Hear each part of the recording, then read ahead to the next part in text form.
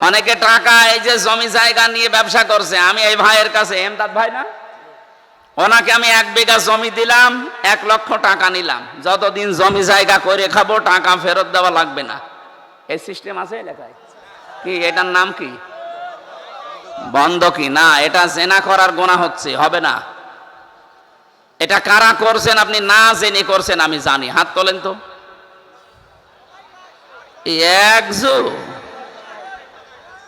না, যারা করছেন এটা 2টা পদ্ধতি আছে জায়েজ করার। আমি মাসলাটা বলছি, আপনি আশা করছি মেনে নেবেন। 1 নম্বরে খুব বেশি কষ্ট হবে না, একটু লস হবে হালকা। লস বলতে চর্ম চোখে, আল্লাহর দৃষ্টিতে ঠিক আছে, উনি তো ইনসাফ করেন। আপনি যতদিন এই জমিটা করে খাবেন ততদিন আপনি সরকারের খাজনা দেবেন, বছরে বছরে যেটা হয় আপনি দেবেন, যে করে খাচ্ছে। 2 নম্বরে যখন ওনাকে টাকা ফেরত দেব, 1 লাখে অন্তত 8 থেকে 10,000 টাকা কম নেওয়া লাগবে। আমি জানি এটা মানুষ করবে না, মানে পাগল জাতে মাতাল হলো তাহলে ঠিক আছে, একটু লস হয়ে যাবে। আর একটা পদ্ধতি আছে, এই যে 1 বিঘা জমি দিয়ে দেয়, প্রত্যেক বছরে 10,000 করে টাকা নেয়। 1 বিঘা জমিতে 1 বছরে 10,000 টাকা উপায় করা অত কঠিন বিষয় না। এই এলাকার খবর আমি জানি না, আমি একটা মাসলা বললাম, এই নিয়মটা জায়েজ আছে। আর 3 নাম্বার হচ্ছে খাই খালাসি, খেয়ে দেয়ে শোধ। টাকা দেবেন, জমি নেবেন, আর জমি টাকা ফেরত দেওয়া লাগবে না, খেয়ে দেয়ে শোধ। এই সিস্টেম আমার মনে হয় বাংলাদেশে নেই। এটা নেই, এটা লস হয়ে যায় বলে মানুষ করতে চায় না। আর ভাই কিসের লস আপনার? এই জমি জায়গাও তো আপনার না, এগুলো সব কার? এই বিশ্বাস যতদিন আপনার ভেতরে পয়দা না হবে ততদিন দুনিয়ার মহব্বত যাবে না। বারবার আল্লাহ এইটাই স্মরণ করিয়েছে, লিল্লাহি মা ফিস সামাওয়াতি ওয়া মা ফিল আরদ। আসমান জমিনের একচ্ছত্র মালিকানা, আসল মালিক কে? আমার কাছে আছে, এটা আমানত। এটা কি আমানত ভাই? এখন আমি নিজের জিনিস মনে করি, এই কারণে গোনাগুলো আমরা ছাড়তে পারছি না। তারপরও আমি বিশ্বাস করি যারা অন্তত মুসল্লি, যারা নামাজ কালাম পড়েন, তারা এটা ছেড়ে দেবেন। অন্য জাতির কথা আমরা বাদ দিলাম, ছেড়ে দেবেন না। 3 নম্বরে কোরআন শুনতে আসে তারা, যেই মানুষগুলো বিশ্বাস করে আল্লাহর কোরআন কিতাব, বিশ্বাস করার পরে শুনলেই তাদের ঈমান বেড়ে যায়। সূরা আনফাল 2 নম্বর আয়াতে আছে, ইন্নামাল মুমিনুনা আল্লাযীনা ইযা যুকিরাল্লাহু ওয়াজিলাত কুলুবুহুম ওয়া ইযা তুলিয়াত আলাইহিম আয়াতুহু যাদাতুহুম ঈমানা ওয়া আলা রাব্বিহিম ইয়াতাওয়াক্কালুন। আল্লাহর দৃষ্টিতে, কার দৃষ্টি? বলেন বলেন। আল্লাহর দৃষ্টিতে সত্যিকারের মুমিন তো তারা, যে মানুষগুলো আল্লাহর নাম উচ্চারণ করলে কম্পন সৃষ্টি হয় তাদের হৃদয়ে, ভয়ে তারা আঁতকে ওঠে, আল্লাহর বিধানের কথা স্মরণ করিয়ে দিলে তারা ভয় পায়। আল্লাহর কথাগুলো যখন তাদের সামনে তেলাওয়াত করা হয়, মানুষগুলোর ঈমান আরো বেড়ে যায়। আর বাড়ি যাওয়ার সময় তারা সিদ্ধান্ত নিয়ে যায়, আল্লাহ ছাড়া কারো উপরে ভরসা করব না। 3 প্রকার শ্রোতার নাম বলছিলাম, এই 3 নাম্বারটা আমরা হতে চাই। আমরা প্রথমটাই নেই যারা কাফের, দ্বিতীয়টাই নেই যারা মুনাফিক, 3 নাম্বারটা হতে চায় যারা আল্লাহর দৃষ্টিতে মুমিন। আল্লাহ কবুল করেন, বলেন আমিন। কোরআনে কারিমের ছোট্ট একটা আয়াত পড়েছি, আল্লাহ পাক বলেন সূরা মারিজের ভেতরে, ইল্লাল মুসাল্লিন,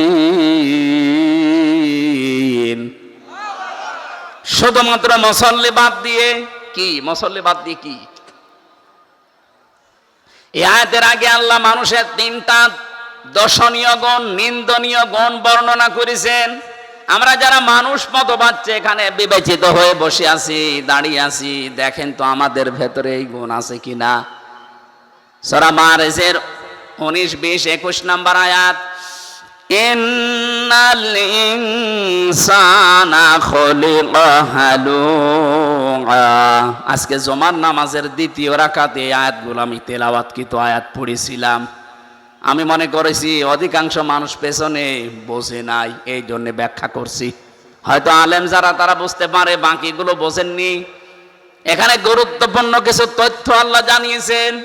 আমি কোরআনের ভেতরে সবচাইতে আশ্চর্য হয়েছে ইল্লাল মুসাল্লিন এই শব্দের ব্যাখ্যাটা পড়ে। যে আল্লাহ কি বলতে চায় আর আমরা আছি কোথায়। আল্লাহ পাক বলেন, অবশ্যই আমি মানুষকে বানিয়েছি হালুয়া। হালুয়া মানে এই যে কিছুক্ষণ আগে খেয়ে আসলাম ওইটা, হ্যাঁ, হালুয়া মানে অস্থির। মানুষকে আমি বানিয়েছি অস্থির করে, এই জন্য এক জায়গায় রাখলে মানুষ থাকতে পারে না, মানুষ বদ্ধ জায়গায় থাকতে চায় না। মানুষকে বানিয়েছে আমি অস্থির করে, সব সময় মানুষ ব্যস্ত, অস্থিরতা ওর ভেতরে কাজ করতে আছে। ইদা মাসাহু শাররু জাজুআ, মানুষকে যখন অকল্যাণ, কোনো দুঃখ বেদনা কষ্ট এগুলো যখন ঘিরে ধরে মানুষ তখন হতাশ হয়ে যায়, হায় হতাশ করে, তখন নিরাশ হয়ে পড়ে। কি হলো কি হলো? এই গুণগুলো আমাদের ভেতরে আছে না নেই? বলেন। ওয়াইদা মাসাহুল খায়রু মানুআ, মানুষকে যখন আমি আল্লাহ কল্যাণ দেই, নিয়ামত দেই, কোনো কিছু তাকে দান করি, তখন সে কৃপণ হয়ে যায়। এটা মানুষের স্বভাব, সৃষ্টিগতভাবে মানুষের এই তিনটা স্বভাব আছে। এবার আল্লাহ ঘোষণা দিচ্ছেন, ইল্লাল মুসাল্লিন, তবে যারা মুসল্লি তাদের ভেতরে এই গুণগুলো থাকবে না, দূর হয়ে যাবে। আমার প্রশ্ন হচ্ছে, এখানে অন্তত যারা আছি কম বেশি আমরা মুসল্লি, বলেন না কেন? 5 ওয়াক্ত নামাজ না পড়লেও অন্তত জমার নামাজ পড়ি, বলুন। জমা না পড়লেও অনেকে ঈদের নামাজ পড়ে, ঈদের নামাজ না পড়লেও বাবা মরে গেলে জানাজা তো পড়ে না। এদেরকে আল্লাহ পাক মুসল্লি বলেননি। এর পরের আয়াতে আল্লাহ জবাব দিয়েছেন, আল্লাযীনা হুম আলা সালাতিহিম দাইমুন। এ পর্যন্ত আজকে নামাজের তিলাওয়াত ছিল আমার। আল্লাহ পাক বলেন, আমার দৃষ্টিতে মুসল্লি তারা যারা নামাজে নিয়মিত। তাহলে আজকে থেকে আমার সিদ্ধান্ত নেওয়া লাগবে, উপরে বর্ণিত ওই গুণগুলো থেকে আমি যদি মুক্ত হতে চাই, আমাকে আল্লাহর দৃষ্টিতে মুসল্লি হওয়া লাগবে। আর মুসল্লি তারা যারা নিয়মিত নামাজি। এখানে বহু মানুষ আছে অনিয়মিত না, আপনাকে আজকে থেকে নিয়মিত নামাজি হওয়া লাগবে। কোন মানুষ যদি আল্লাহর ফরজ সেজদা ছেড়ে দেয়, আল্লাহ পাক বলেন ওর দায়িত্ব আমি আল্লাহ ছেড়ে দেই। আপনি টের পেয়েছেন কি বললাম? আপনি 24 ঘন্টা আল্লাহর আন্ডারে আছেন, আপনাকে এই চলাফেরা করাতে পর্যন্ত আল্লাহর ফেরেশতারা কাজ করছে, সাহায্য করছে। আল্লাহ যদি বলে যা তোর দায়িত্ব আমি ছেড়ে দিলাম, এ রক্তের ভেতরে 5 প্রকার ক্যান্সার হয়, একটা প্রকার যদি লেগে যায় 14 বংশ বিক্রি করে ঔষধের পয়সা হবে না। কার আন্ডারে থাকতে চান আপনি? সুতরাং আল্লাহর আন্ডারে থাকতে হলে অবশ্যই আপনাকে ফরজ সেজদা জীবনে বাদ দেওয়া যাবে না। আজকে থেকে কঠিন সিদ্ধান্ত নিয়ে যাবেন, যত কঠিন অবস্থা হোক আমি ফরজ নামাজ বাদ দেব না। আজরাইল যতদিন আমার কাছে না আসে, আর যাই হোক আমি ফরজ নামাজ বাদ দেব না। কারা এ সিদ্ধান্ত নিতে পারেন দেখি তো? লিল্লাহি তাকবীর। দেখেন তো হাত তোলেন কে? লিল্লাহি তাকবীর।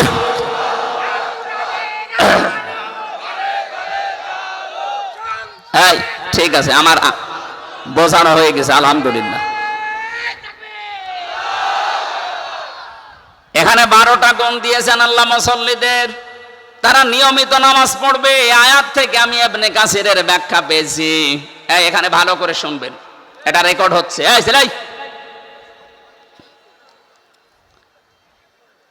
সেই বিশ্ববিদ্যালয়ের 16 সাল থেকে শুরু করে এই 24 সাল পর্যন্ত, এই কয়েক বছরের মাত্র 3 বছর আমি জেলে ছিলাম, বাকি সময়টা কোরআনে কারিমের প্রচার দেশ বিদেশে আমি করেছি। এটা রেকর্ড করবেন ভালো করে, গুরুত্বপূর্ণ কয়েকটা কথা বলছি। আজকে থেকে আমি যতদিন বেঁচে আছি অন্তত কোরআনে কারিমের তাফসীর আকারে, যেহেতু আজকে জমার সময় আপনাদের ইমাম মনে হয় নাকি জানি না, উনি বলছিলেন, আমি নিজেও শুনেছি, আমাদের অভিভাবক যিনি আমিরে জামাত ডক্টর শফিকুর রহমান হাফিজাহুল্লাহ, উনি জানিয়েছেন তাফসীর মাহফিলের ময়দানগুলোতে হেদায়েতমূলক কথা কোরআন দিয়ে হাদিস দিয়ে আখেরাত ভিত্তিক কথাগুলো তুলে ধরবেন, মানুষের চরিত্র যেন সংশোধন হয়। এখানে প্রচলিত যে রাজনৈতিক বিষয়গুলো আছে অ্যাভয়েড করবেন। আমি আজকে থেকে ওটা করার চেষ্টা চালাবো। যেহেতু এই মঞ্চে আমরা সবাই আসি সব ধরনের মানুষ, এখানে কোরআনের হেদায়েতমূলক কথাগুলো আজকে থেকে আমরা বলবো, কারণ হেদায়েত দেওয়ার একচ্ছত্র মালিকানা আল্লাহর, আমার হাতে নেই। এর ভেতরে যদি কোরআন আর হাদিসের রেফারেন্স গুলো দেখবেন, ইবনে কাসিরি আছে, মারিফুল কোরআনি আছে, ফি জিলালিল কোরআনি আছে, আর তাফহিমুল কোরআনি আছে। খুব বেশি আমি তাফসির গুলো এগুলো থেকে রেফারেন্স দেই। বাকি খুব বেশি যদি গুরুত্বপূর্ণ কথা হয় তখন তাবারি থেকে অথবা তাফসির খাজেনে যায়। আমার অধিকাংশ কথাগুলো ইবনে কাসির অথবা মারিফুল কোরআন এই কেন্দ্রিক পাওয়া যাবে।